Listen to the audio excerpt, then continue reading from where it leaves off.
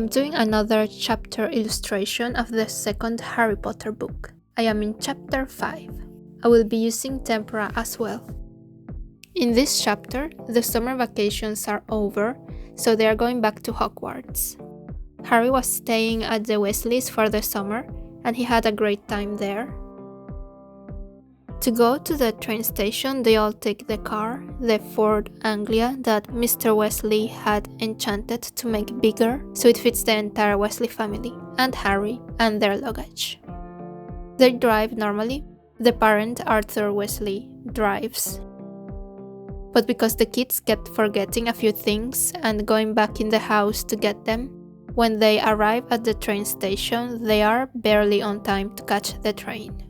So all the adults and the kids go through that magical barrier to get to the Hogwarts Express, except Harry and Ron. And when it's time for them to go through, the barrier turns into a real wall. They don't know why it happened, but they can't go through it, and they end up missing the train. But Ron comes up with the idea of using his dad's car to go to Hogwarts. Since it was enchanted, the car could fly and they could see from above the route where the train was going in, and they could follow it to the school. So they do that and follow the train until nightfall, and they're almost at Hogwarts, but the car starts getting tired. It stops flying and starts to fall until they eventually crash into the Whomping Willow. For my illustration, I picked the scene where they are almost at Hogwarts and the car starts to fail. The book mentions that you could see the stars at this time, so I went with a dark blue to portray the night time. Usually when the illustration is going to have so much blue, I would use a blue-toned paper just to help with the coloring, since the mid-value would be blue. But this time I decided to do it in the white paper. Mostly because all the other illustrations in this set, I've done them on this same type of paper, and I want to keep that part cohesive throughout the set. In the composition, I wanted to show the castle and also the car flying to it. Since the car is supposed to be failing, I added the smoke coming out of the exhaust pipe. I think that's the name for it. I'm not into cars. So I used the smoke to make a curve from the foreground to the car.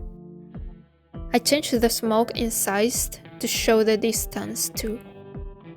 For the Hogwarts castle, I used the design from the Hogwarts Legacy game, which I believe is the same design as the movies, or the later 3 movies or so, because from what I remember they kept changing the castle exterior. Anyway, I used one of my screenshots from the video game as reference. And it's not the entire castle, of course, it's just a few towers. I also added some trees in front, just trying to create a sense of distance by adding some layers to the piece. I wanted to keep the castle mostly as dark shapes since it's nighttime. Even though they are shapes, I have to be mindful of the perspective. I added some lighter values too on the castle to help show the form of it. So even though I was going for shapes, I still wanted to be not flat. Or not too flat at least. Maybe I used a small brush too soon, and I should have focused on the bigger shapes first with a bigger brush. It would have probably helped paint this faster.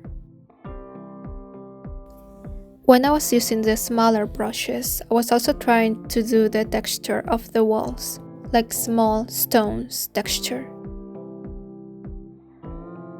I tried to add some lights on the clouds. And I tried to keep the smoke of the car as one of the lightest elements on the illustration. And also used parts of it as a vignette kind of look, as in just showing some of the white of the paper with them. It just seemed like a good idea in my head. The harder was to paint the castle due to the perspective. I really tried to push myself to do more on this illustration. adding background, forcing myself to work on perspective. Even the car, I never draw cars.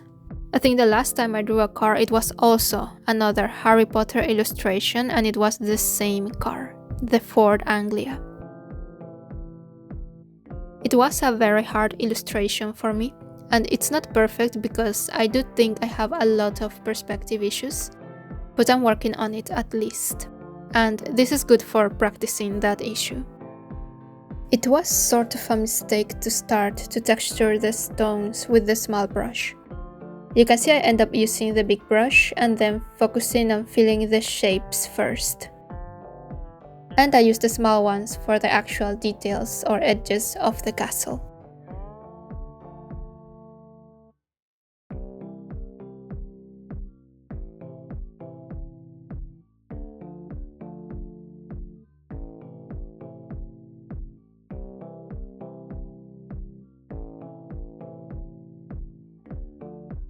Another part I struggled with was making the gradient for the sky.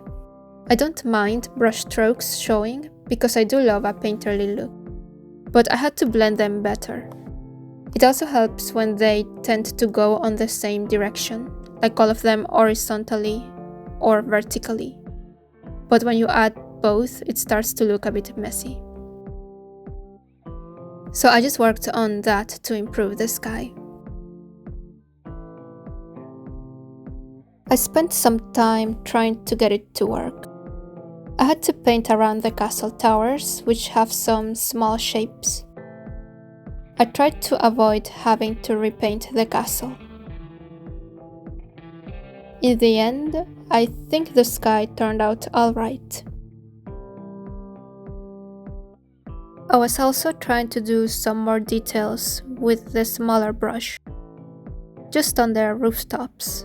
Or on the rooftops mostly, trying to show some lighter values and some darker ones too.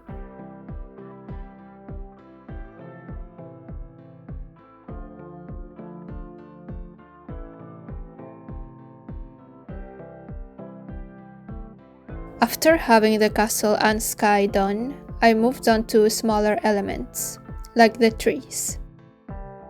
Maybe I should have added more blue on the green of the trees though. And since the smoke is in front of them, I also moved on to that. Just working on rendering that smoke.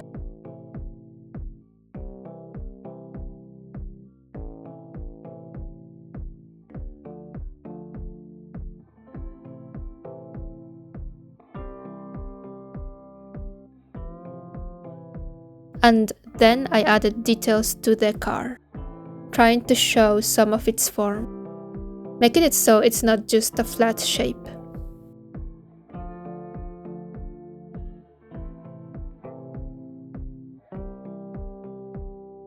I added some lights in a few of the castle windows, and I like that it looks more lively. Also, the stars on the sky helped with the scene.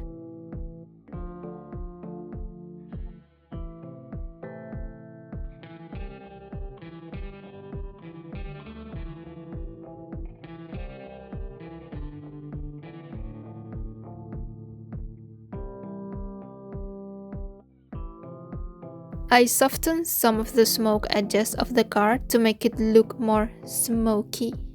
It's just strange to have hard edges on smoke.